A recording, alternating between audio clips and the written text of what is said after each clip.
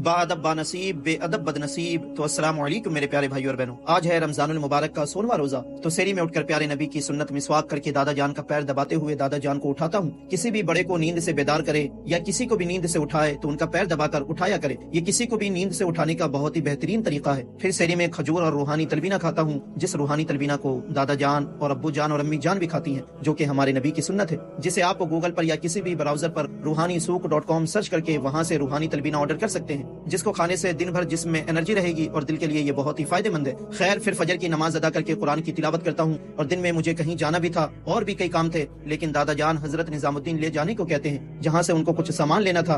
तो अपने सारे काम को रोक कर दादा जान के साथ हजरत निजामुद्दीन जाने के लिए निकल जाता हूँ, क्योंकि मना करके दादा जान का दिल तोड़ना या उनको बेइज्जती फील कराना अच्छी बात नहीं होती। और हमारे नबी भी फरमाते हैं कि जो नौजवान किसी बुजुर्ग का अदब व एहतिराम करेगा तो जब वो नौजवान बूढ़ा होगा तो अल्लाह उसके लिए ऐसे लोगों को तैयार कर देगा जो उनका अदब व एहतिराम करेगा। तो इस हदीस से ये पता चलता है कि किसी को इज्जत दोगे तभी अल्लाह तुम्हें इज्जत दिलवाएगा। इसलिए सबकी इज्जत करो और बाअदब बनो, क्योंकि हमारे नबी फरमाते हैं कि मोमिन की इज्जत अल्लाह के नजदीक काबे की इज्जत से भी बढ़कर है। मगर आज हर कोई एक दूसरे मोमिन को शाही कोई नहीं कहने वाला बन रहा है, लेकिन तौहीद नबी की रिसालत की तौहीन करना नहीं सिखाता। इसी तरह रिसालत विलायत की तौहीन करना नहीं सिखाता, बल्कि इबलीस तो अल्लाह को मान गया लेकिन ताज़ीम आदम नहीं कर पाया, इसलिए अल्लाह की बारगाह से मरदूद होकर बेअदब बदनसीब बन गया। तो हमें बाअदब बनना है, क्योंकि अल्लाह ने तमाम लोगों का अदब करने का हमें हुक्म दिया है। इसलिए जब ये बच्चे मस्जिद में शोर गुल कर रहे थे तो मैं इन्हें प्यारो मोहब्बत से समझाता हूँ और बाअदब बनने को कहता हूँ, लेकिन मस्जिद का अदब सिखाने के चक्कर में इनको बेइज्जत नहीं करता, क्योंकि अल्लाह के नजदीक जिस मस्जिद की इज्जत है उसके नजदीक उनके बंदों की भी बहुत ही इज्जत है। तो हमेशा सही चीज को सही तरीके से ही पेश करने की कोशिश करे, क्योंकि सही चीज को गलत तरीका या गलत लहजा गलत बना देता है।